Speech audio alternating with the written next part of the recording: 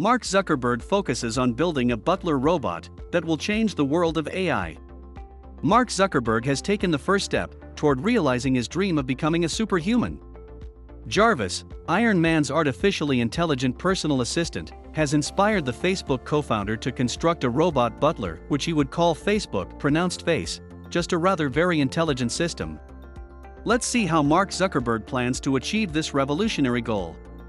Zuckerberg hopes to create an artificial intelligence system that will operate his entire house, from regulating the lighting and temperature to recognizing his friends' faces when they come to the door, and even assisting him with his job by delivering virtual reality data visualizations. Unlike Tony Stark's dependable companion, Zuckerberg's robot will not help him fight against crime. 2015 saw the co-founder of Facebook commit to reading one book every 2 weeks. But 2016 will see him embark on a project to build a robot for his house.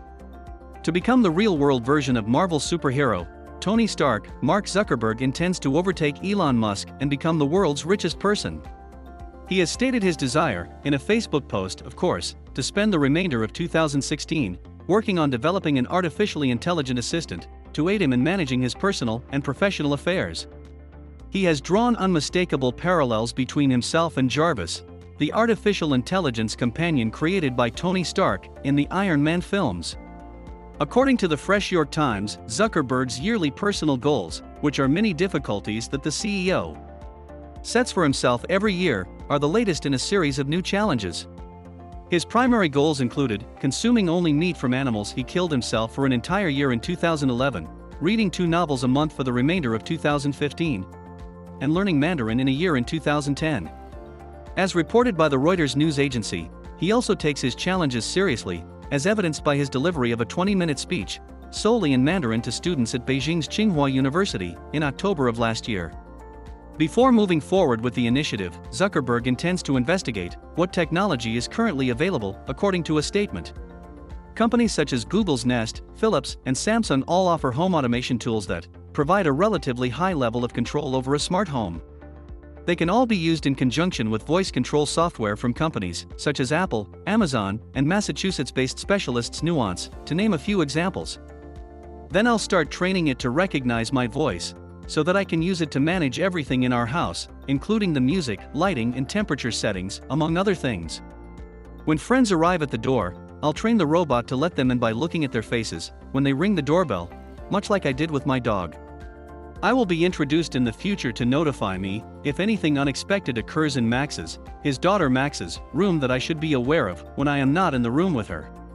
For my work life, it will allow me to visualize data in virtual reality, which will aid me in providing better services and directing my enterprises more efficiently. It should be an interesting intellectual challenge for me to code this for myself, Zuckerberg remarked further. I hope that I will share what I have learned with others in the future year. Additionally, some people have suggested that he should be compared to Nathan Bateman, a character from last year's thriller Ex Machina, who was played by Oscar Isaac. This is in addition to drawing parallels between his plans and those of fictional Stark's home-built AI Jarvis, which stands for just a very intelligent system. Ava, a natural artificial intelligence created by Bateman, is kept locked up in his basement, even though he is the founder of Blue Book, a vague search engine social network hybrid. Already there. The home automation system that Zuckerberg envisions is now a reality. It is only a matter of time before it becomes a reality for everyone. In September, Samsung introduced a hub for its SmartThings connected home system, which the company nicknamed the SmartThings Hub in a fit of whimsy, which allows consumers to link a varied variety of sensors around their house to create a connected Internet of Things.